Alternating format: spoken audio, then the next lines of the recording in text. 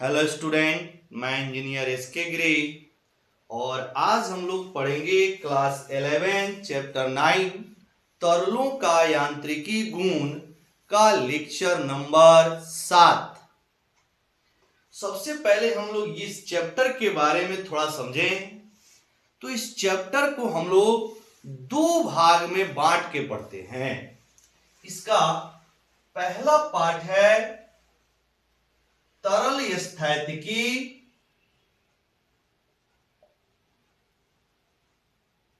और दूसरा पार्ट इसका है तरल गतिकी।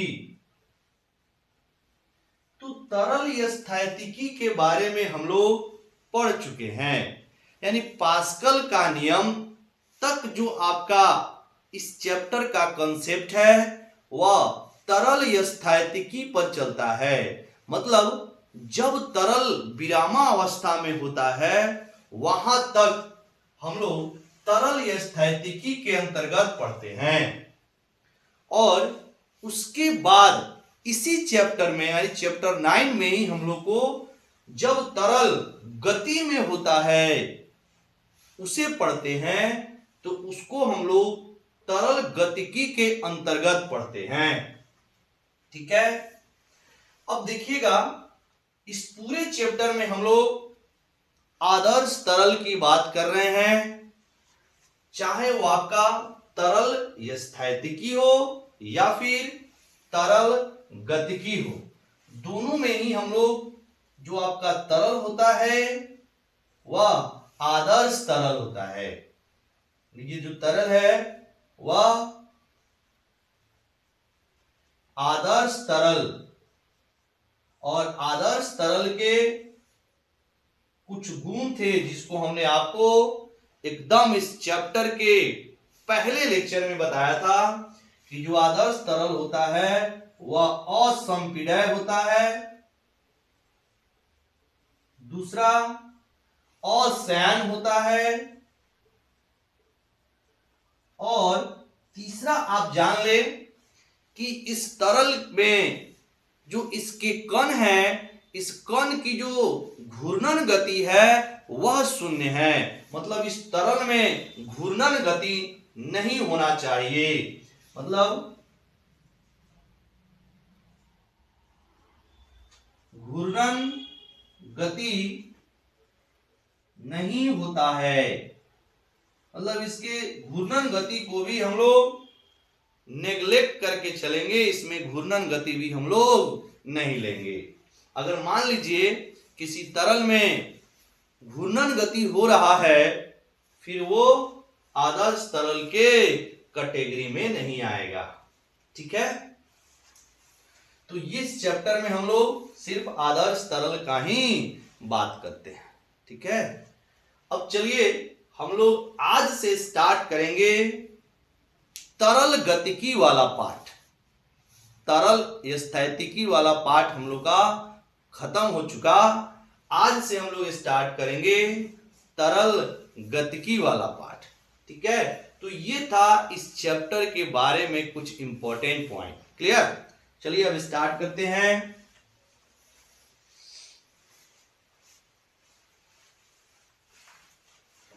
सबसे पहले तरल गतिकी की जो पहला टॉपिक है वो है धारा रेखीय प्रवाह। तो हम लोग यहां पर हेडिंग लगाएंगे धारा रेखीय प्रवाह। इसको इंग्लिश में बोलते हैं स्ट्रीमलाइन फ्लो,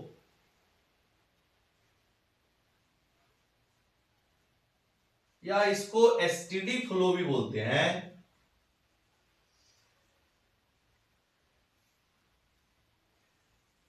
अब देखिएगा धारा रेखीय प्रवाह क्या है। चलिए पहले इसका हम लोग थोड़ा सा जो डेफिनेशन है उसको नोट करते हैं, फिर इसके बाद में समझेंगे इसको एक्सप्लेन करके। लिखेंगे जब कोई तरल का प्रवाह इस प्रकार हो कि किसी एक बिंदु पर, किसी एक निश्चित बिंदु पर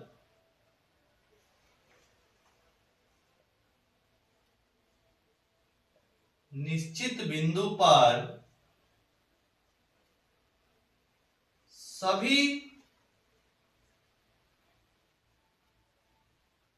कणों का पथ एक हो तथा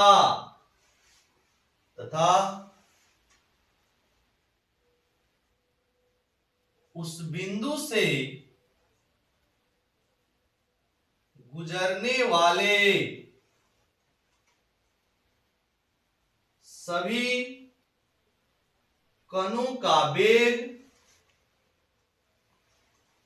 कणों का वेग एक समान हो तो इस प्रवाह को धारा रेखीय प्रवाह कहा जाता है।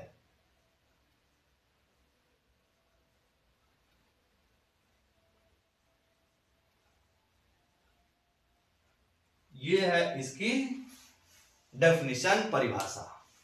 जब कोई तरल का प्रवाह इस प्रकार हो कि किसी एक निश्चित बिंदु पर सभी कणों का पथ एक हो तथा उस बिंदु से गुजरने वाले सभी कणों का वेग एक समान हो तो इस प्रवाह को धारा रेखीय प्रवाह कहा जाता है। अब आइए जरा इसको समझते हैं। यहां पर एक ही लिख लेंगे, एक ही हो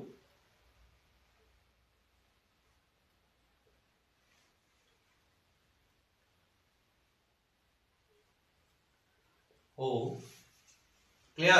अब आइए इसको समझते हैं। मान लीजिए यहां पर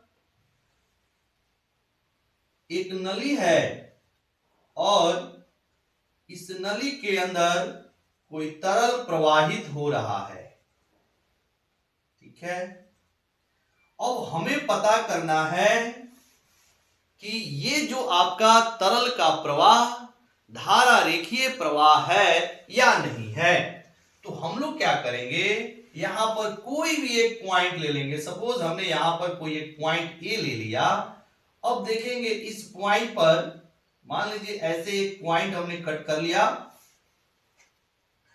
अब इस पॉइंट से या फिर इस पॉइंट पे जो क्रॉस सेक्शनल एरिया बना, इस क्रॉस सेक्शनल एरिया से जो भी यहां से द्रव के कण जा रहे हैं उन सभी कणों का पथ एक समान होना चाहिए। मतलब सभी कण एक समान पथ पे चलने चाहिए और जो भी कण इससे गुजरे सबका वेग भी एक समान होना चाहिए। जैसे मान लीजिए यहां पे हमने क्या किया, ऐसे दो तीन पॉइंट ले लिया। जैसे मान लो ये P पार्टिकल है, मतलब P कण है, ये Q कण है और मान लो ये R कण है।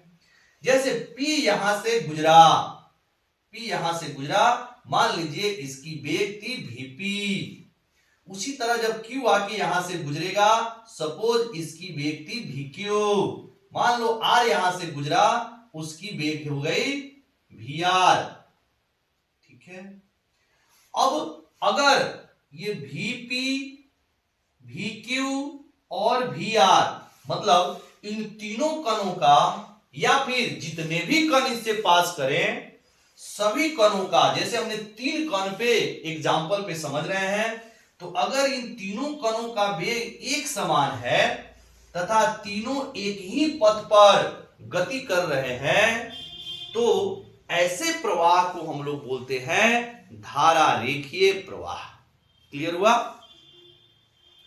मतलब जैसे मान लीजिए हम लोग जब छोटे बच्चे थे तो ऐसा हम लोग पेपर के टुकड़े को क्या करते थे, जो जल की धारा होती थी उसमें गिराते थे। जैसे मान लीजिए आपने एक यहां पे कागज का टुकड़ा गिराया, सपोज जैसे मान लो ऐसे प्रवाह हो रहा है, हम लोग क्या किया, ऐसे कागज का टुकड़ा बचपन में खेलते थे, कागज का टुकड़ा नाव ऐसे गिरा दिया, फिर कुछ दूसरे दूरी पर हमने क्या किया, दूसरा कागज के टुकड़ा या दूसरा नाव को गिरा दिया। मान लीजिए यहां पर एक पॉइंट ले लिया, अगर ये कागज का टुकड़ा जब यहां पे आया तो उसकी अगर मान लीजिए हम लोग के पास कोई स्पीडोमीटर है जिसकी हम लोग स्पीड माप सकते हो, तो अगर ये कागज का टुकड़ा यहां से निकला और उसके स्पीड को हम लोग मेजर कर लिए, मान लीजिए जो स्पीड आया सपोज वह 10 मीटर पर सेकेंड आया, फिर जो इसके पीछे वाला कागज का टुकड़ा है अगर वह फिर से इसी पॉइंट से, मान लो जैसे इस पॉइंट का नाम ए है, इसी पॉइंट से अगर पास कर रहा है तो उसकी भी अगर हम लोग जो चाल है उसको मेजर करें, उसकी स्पीड को मेजर करें, तो अगर वह भी 10 मीटर पर सेकेंड दिखा रहा है तो हम ये समझेंगे कि ये जो आपका कागज का टुकड़ा है वह एक ऐसे प्रवाह पे चल रहा है जो धारा रेखीय प्रवाह है। मतलब शायद आपको ये कॉन्सेप्ट समझ में आ रहा होगा, धारा रेखीय प्रवाह क्या होता है। मतलब जो तरल के कण हैं उन सभी कणों का जो वेग है किसी एक निश्चित पॉइंट पर क्या हो रहा है, समान हो रहा है, तथा उनका पथ भी क्या होना चाहिए, एक समान होना चाहिए। तो वैसे प्रवाह को हम लोग बोलते हैं धारा रेखीय प्रवाह। ठीक है, अब धारा रेखीय प्रवाह के कुछ इंपॉर्टेंट पॉइंट्स हैं जिसको हम लोग समझेंगे। तो चलिए इसको आप नोट कर लेंगे, नोट कीजिए, पॉज करके नोट कीजिए। इसके बाद इसकी जो इंपॉर्टेंट पॉइंट है उसको हम लोग समझते हैं। हो गया, ठीक है।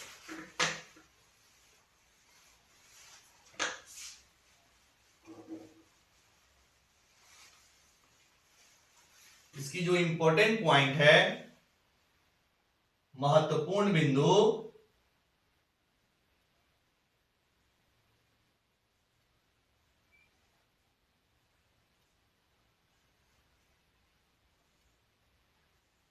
पहला इसकी जो पॉइंट है ये बोलता है कि जो धारा रेखीय प्रवाह का जो पथ होता है उसको हम लोग बोलते हैं धारा, यहां धारा रेखा, यहां पे लिखते हैं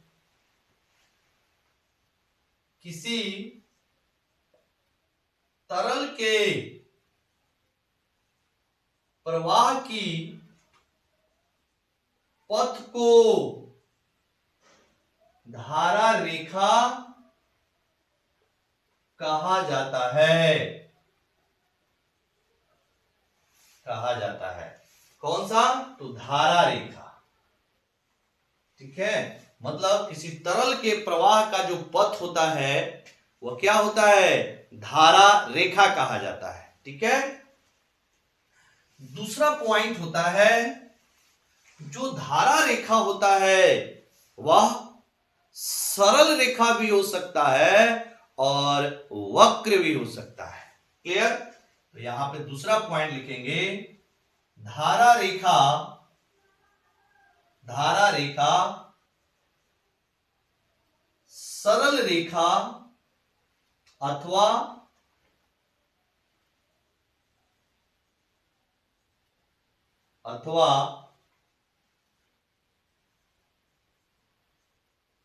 वक्र हो सकता है, हो सकता है। ठीक है, मतलब अगर आपको किसी प्रवाह की पथ को आपको दर्शाना है तो आप ऐसे भी दर्शा सकते हैं या फिर आपका कुछ ऐसे भी हो सकता है। ठीक है, तीसरा पॉइंट क्या है, मान लीजिए अगर इस तरह से है तो कोई प्रॉब्लम ही नहीं है, आपको सीधा डायरेक्शन पता चल रहा है कि धारा रेखा की जो दिशा है वो किस दिशा में है। लेकिन अगर आपका धारा रेखा वक्र है तो अगर हम लोग को किसी भी तरल की प्रवाह की दिशा पता करना है तो कैसे करेंगे। तो यहां पे पहले पॉइंट लिख रहे हैं फिर उसको समझा रहे हैं आपको। लिखेंगे धारा धारा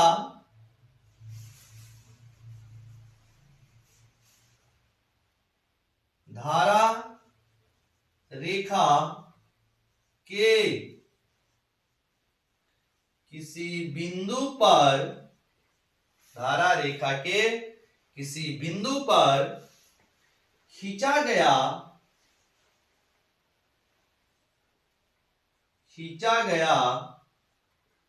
स्पर्श रेखा, स्पर्श रेखा उस बिंदु पर तरल के प्रवाह की दिशा को दर्शाता है। देखिए हमने क्या लिखा, मान लीजिए अगर आपका प्रवाह आपका वक्र है और यहां पे अगर हमें प्रवाह की दिशा पता करनी है तो क्या करेंगे, इस दिशा में इस बिंदु पर आप एक स्पर्श रेखा खींचेंगे। जो स्पर्श रेखा की दिशा होगी वही प्रवाह की दिशा होगी। ठीक है, चलिए इसको नोट कीजिएगा। फिर चौथा पॉइंट लिखते हैं, किसी तरल के प्रवाह की पथ को धारा रेखा कहा जाता है।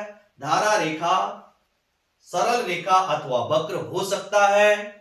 धारा रेखा के किसी बिंदु पर खींचा गया स्पर्श रेखा उस बिंदु पर तरल के प्रवाह की दिशा को दर्शाता है। क्लियर? चलिए चौथा पॉइंट,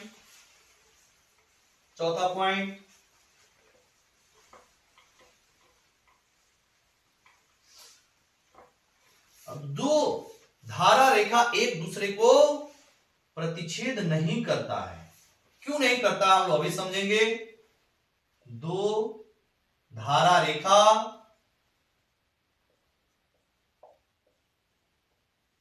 एक दूसरे को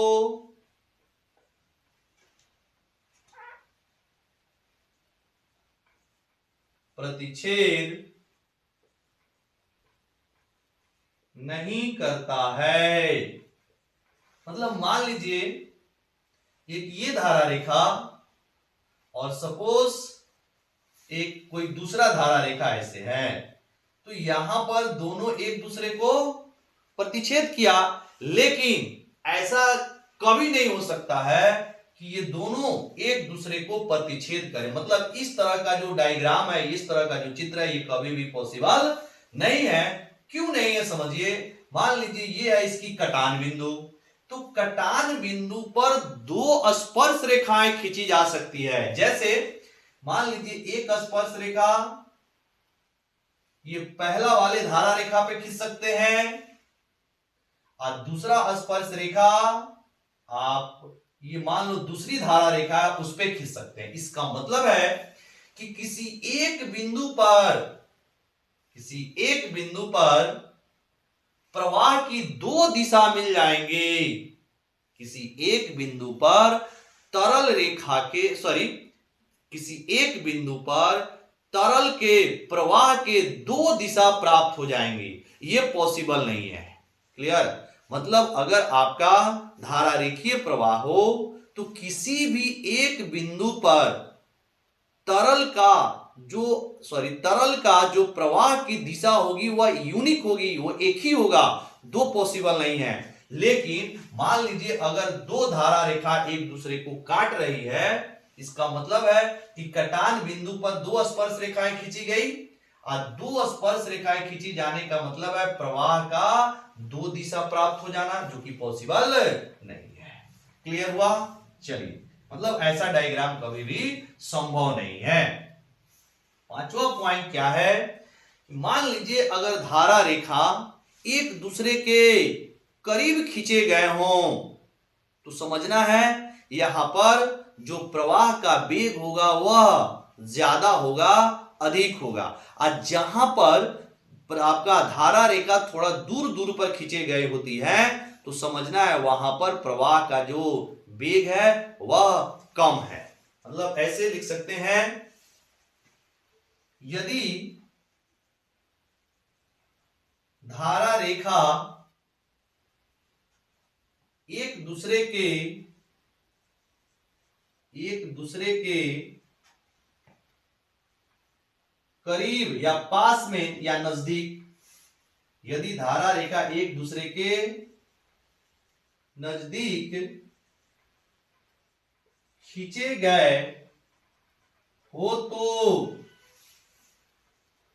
वहां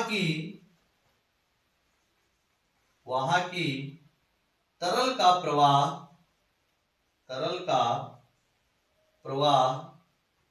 अधिक होता है,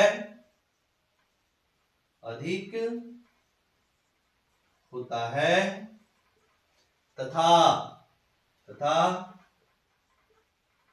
जहां धारा रेखा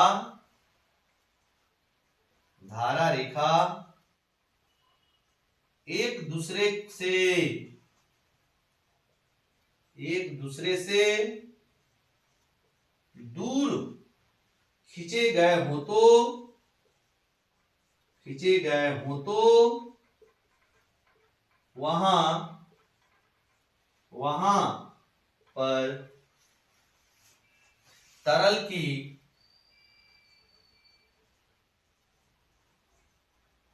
प्रवाह का वेग कम होता है। अब जैसे एग्जांपल,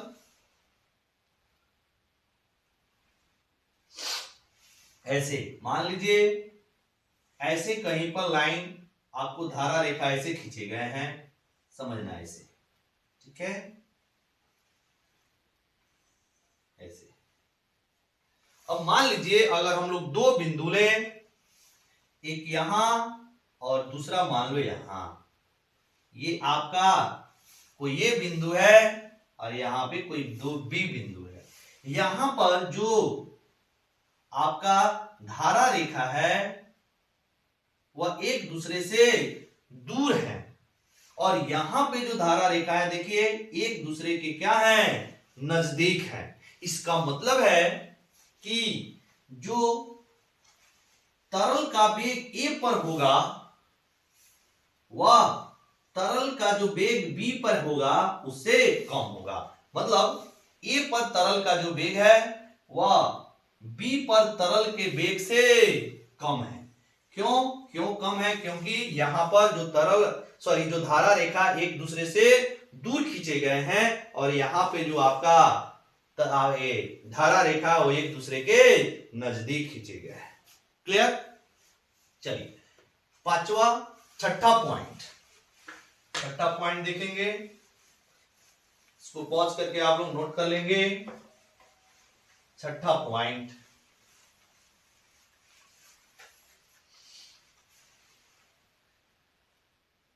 पॉइंट होता है कि जो धारा रेखीय प्रवाह होता है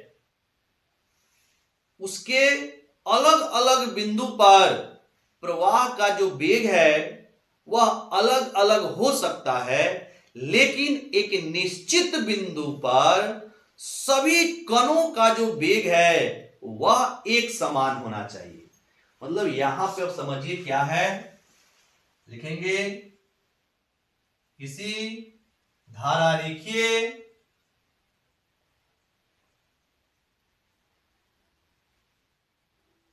प्रवाह के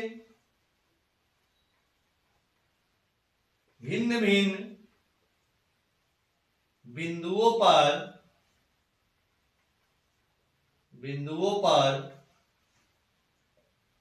तरल के कणों का वेग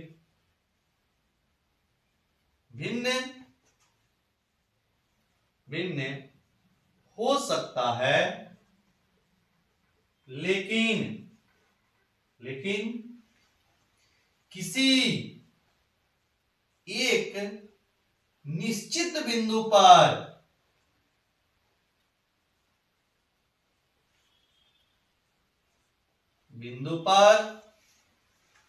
तरल के सभी कणों का वेग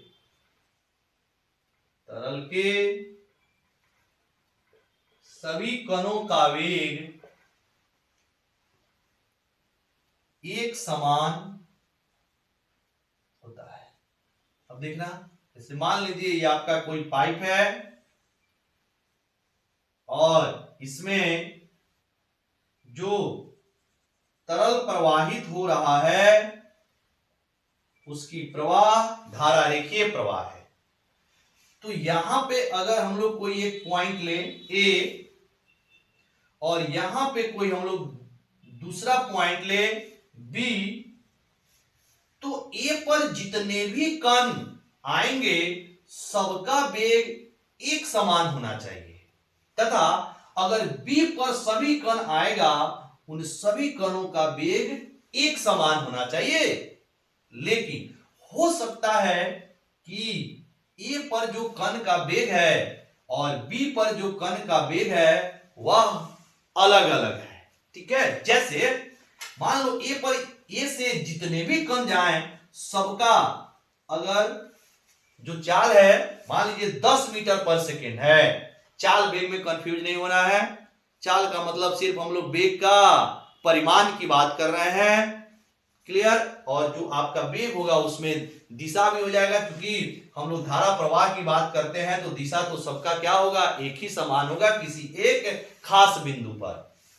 ठीक है, तो मान लीजिए इस पे चाल 10 मीटर पर सेकेंड है, तो इस बिंदु से जितने भी आपके कण गुजरेंगे सबका 10 मीटर पर सेकेंड होना चाहिए। तथा मान लीजिए अगर बी पर जो कण आ रहे हैं उन सभी कणों का वेग 20 मीटर पर सेकेंड है, तो जब बी पर आएगा वही कण, जैसे मान लीजिए यहां पर कुछ कण का हम लोग ऐसे कर दिए, मान लो 1 नंबर 2 नंबर 3 नंबर, तो अगर एक जो आपका पहला कण है वह ए से गुजरेगा तो 10 मीटर पर सेकेंड, दूसरा कण ए से गुजरेगा तो 10 मीटर पर सेकेंड, तीसरा कण ए से गुजरेगा तो 10 मीटर पर सेकेंड। हो सकता है कि अब जब ये पहला कण बी पर पहुंचे तो उसका वेग 20 मीटर पर सेकेंड, फिर दूसरा कण जब बी पर पहुंचे तो 20 मीटर पर सेकेंड, तीसरा कण जब बी पर पहुंचे तो 20 मीटर पर सेकेंड। मतलब अलग अलग बिंदु का जो आपका वेग है या फिर मान लो वेग का परिमाण चाल है वह अलग अलग हो सकता है, लेकिन एक निश्चित बिंदु पर तरल के सभी कणों का जो वेग है वो एक समान होता है। क्लियर हुआ? तो ये था हम लोग का धारा रेखीय प्रवाह। धारा रेखीय प्रवाह क्या होता है इसको हम लोग अच्छे से समझ लिए। अब इसके बाद मान लो कुछ ऐसे तरल के प्रवाह होते हैं जो धारा रेखीय प्रवाह नहीं होते हैं, उसको हम लोग बोलते हैं विक्षुब्ध प्रवाह। अब विक्षुब्ध प्रवाह क्या है इसको हम लोग समझते हैं। पहले इसकी डेफिनेशन को समझेंगे फिर इसको एक्सप्लेन करेंगे। तो अब हम लोग हेडिंग लगाएंगे विक्षुब्ध प्रवाह। चलिए इसको नोट कर लीजिएगा, ठीक है।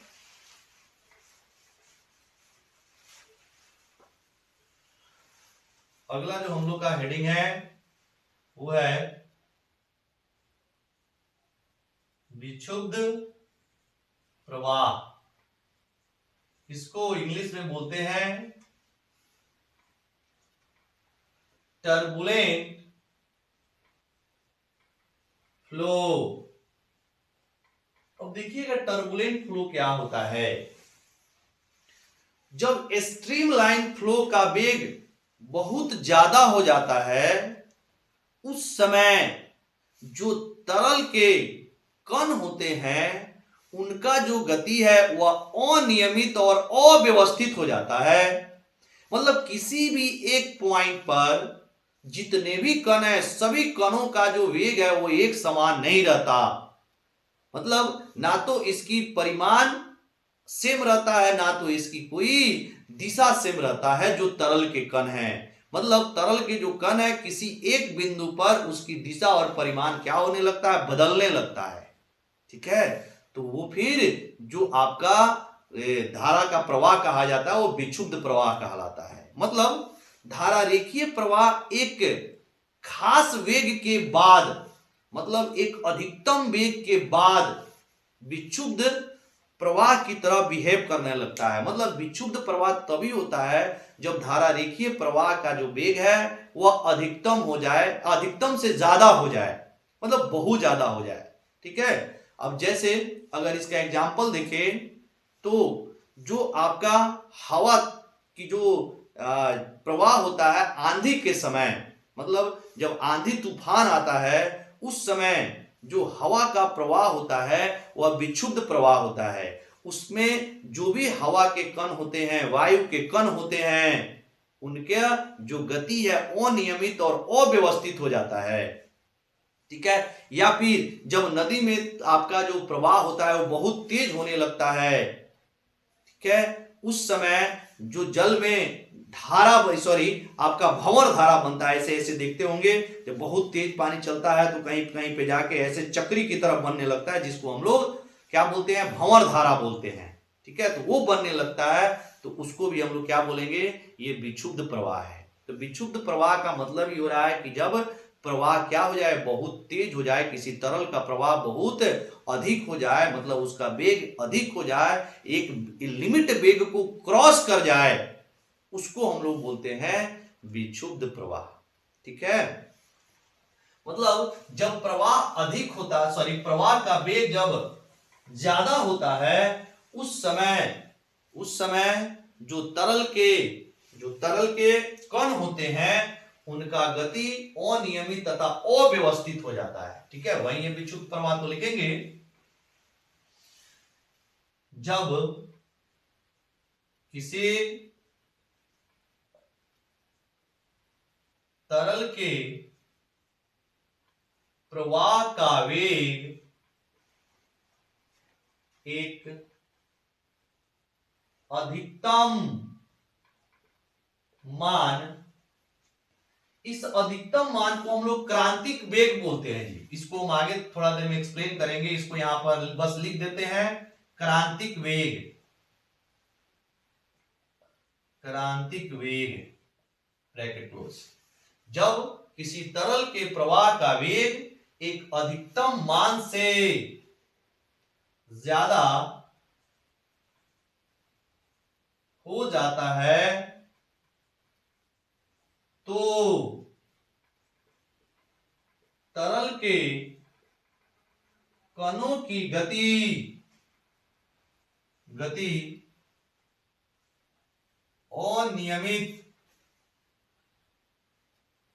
अनियमित तथा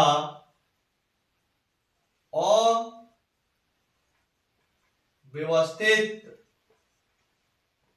हो जाता है,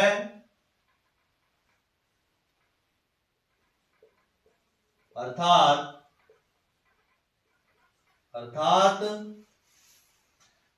किसी बिंदु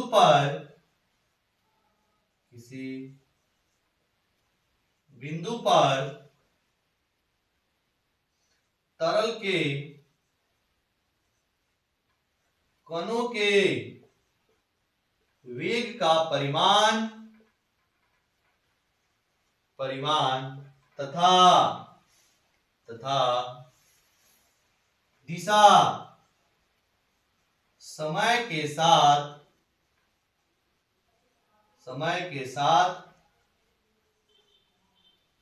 परिवर्तित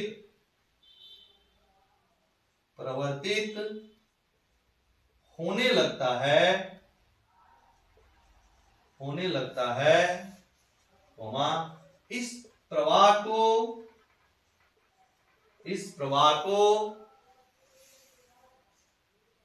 विक्षुब्ध प्रवाह कहा जाता है।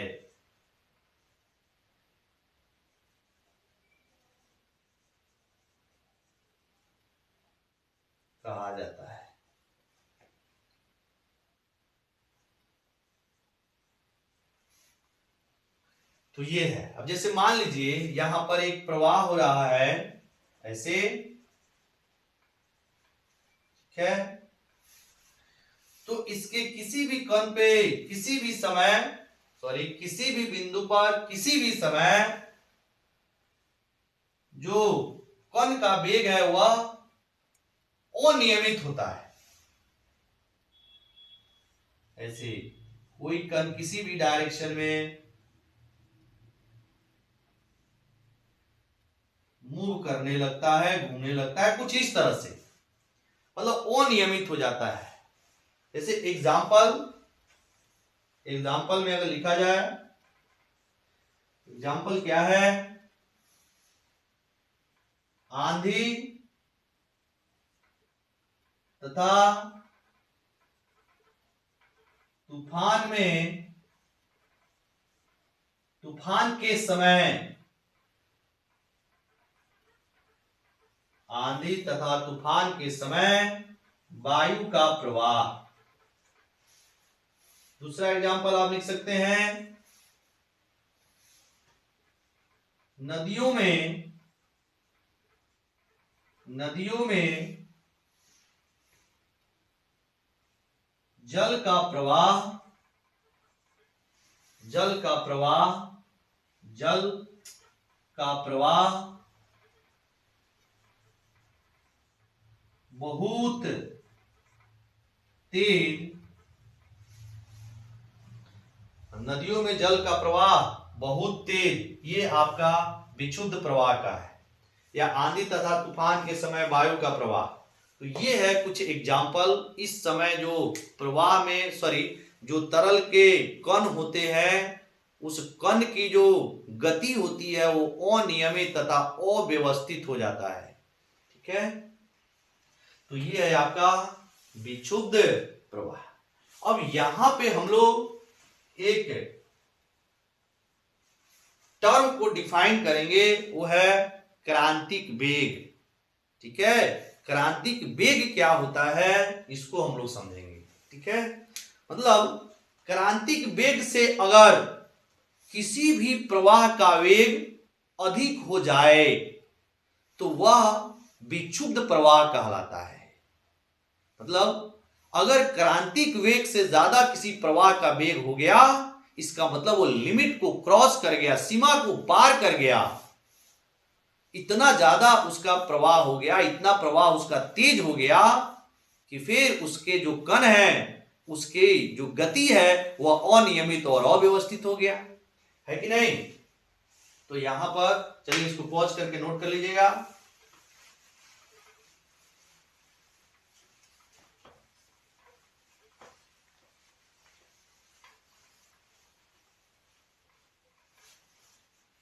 अब यहां पर क्रांतिक वेग, इसको इंग्लिश में हम लोग बोल सकते हैं क्रिटिकल, क्रिटिकल वेलोसिटी, और इसको वीसी से हम लोग सूचित करते हैं। क्या हो जाएगा, किसी तरल के, तरल के प्रवाह का वह अधिकतम, किसी तरल के प्रवाह का वह अधिकतम मान जिस पर प्रवाह धारा रेखीय प्रवाह, जिस पर प्रवाह धारा रेखीय प्रवाह की तरह व्यवहार करता हो,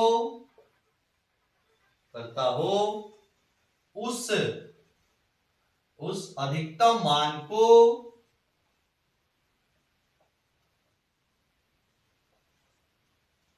क्रांतिक वेग कहा जाता है।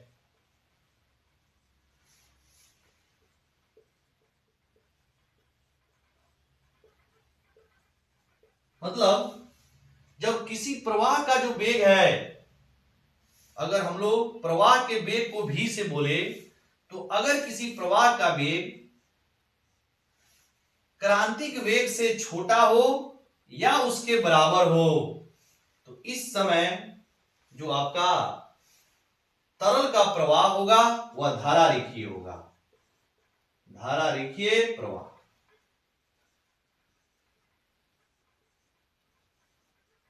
धारा रेखीय प्रवाह होगा। तथा अगर तरल के प्रवाह का जो वेग है वह क्रांतिक कोण से अधिक हो जाए, तो फिर वो कौन सा प्रवाह होगा? विक्षुब्ध प्रवाह। विक्षुब्ध प्रवाह। और यहां पे VC का मतलब क्रांतिक वेग, और ये जो आपका V है, इस V का मतलब क्या है? तरल के प्रवाह का वेग। तो अगर तरल के प्रवाह का वेग क्रांतिक वेग से ज्यादा हो जाए तो विक्षुब्ध प्रवाह, अगर तरल के प्रवाह का वेग क्रांतिक वेग से छोटा या बराबर हो उसको बोलेंगे धारा रेखीय प्रवाह। क्लियर? आई होप आज का क्लास आपको समझ आया होगा। आज हम लोग यहीं पे क्लास को स्टॉप करेंगे, फिर मिलेंगे हम लोग अब नेक्स्ट क्लास में। आज का जो क्लास था वो आपका काफी महत्वपूर्ण, क्योंकि आज से हम लोग इस चैप्टर में एक नया टॉपिक पढ़ रहे हैं, तरल गतिकी। एक नया टॉपिक है तरल गतिकी। इसमें तरल के प्रवाह की बात हम लोग करेंगे। और तरल स्थैतिकी में जब तरल आपका विरामावस्था में था उसकी बात हमने की है। ठीक है, तो इसकी जो इंपॉर्टेंट आपके जो डेफिनेशन बनते हैं, बहुत ही इंपॉर्टेंट डेफिनेशन कौन कौन से हैं? धारा रेखीय प्रवाह और दूसरा है विक्षुब्ध प्रवाह। क्लियर? तो आप लोग पढ़ते रहें। Very very thank